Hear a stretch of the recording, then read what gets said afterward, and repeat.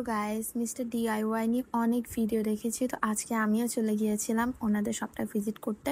But A to Z সবকিছু যে ভালো হবে এমন এক্সপেকটেশন নিয়ে যাবেন না, একটু সময় নিয়ে খুঁজলে হয়তো বা অনেক কিছু পেতে পারে। এখানে ঘড়ি কালেকশন গুলো অনেক সুন্দর ছিল, রিজনেবল প্রাইসের মধ্যে। হুকস ছিল, হ্যাঙ্গার ছিল। আমার কাছে পাপোশ গুলো একটু এক্সপেন্সিভ মনে হচ্ছে। অনেক ধরনের অর্গানাইজার বক্স পাবেন, বাস্কেট পাবেন, হিউজ জারের কালেকশন ছিল। মাগটাও আমার অনেক কিউট লেগেছিল। অনেকগুলো বোতলের কালেকশন দেখেছিলাম। স্লিপার গুলো আমার কাছে এতটাও ভালো লাগেনি। কুশনের কালেকশন অনেক ছিল, এই কুশনটা দেখতেও অনেক সুন্দর লাগছিল।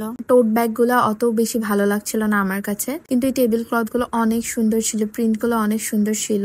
ব্যান্ডেরও অনেকগুলো কালেকশন ছিল, খুঁজলেই অনেক কিউট কিউট হেয়ার ব্যান্ড পাওয়া যেত। অনেকগুলো হেয়ার ক্লিপস এর কালেকশন ছিল, ছোট ছোট হেয়ার ব্যান্ডও ছিল। আমার কাছে এই চিরুনিটার প্রাইস রিজনেবল মনে হচ্ছে, কারণ বাইরে এই চিরুনি 550-600 টাকা পড়তো।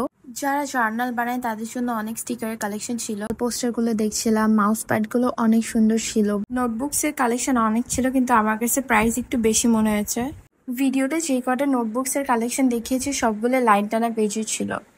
ছোট বাবুদের জন্য ক্রাফটিং এর অনেক জিনিস ছিল। এখান থেকে আর্টিফিশিয়াল ফ্লাওয়ার নিয়েছিলাম আমি একটা। ফ্রেম গুলো ভালোই লাগছিল, ফাস গুলো অত একটা বেশি ভালো লাগেনি। বার্থডে পার্টির জন্য অনেক ডেকোরেশন আইটেম ছিল। আমার পার্সোনালি এই ফ্রেমটা অনেক কিউট লেগেছিল। লাস্টে নেল স্টিকার গুলো দেখছিলাম। ওনাদের হিউজ কালেকশন, সব তো আসলে ভিডিওতে দেখানো যায় না। তো আমি এই কটা জিনিস কিনেছিলাম। তো এই ছিল আজকের ব্লগ। Thanks for watching.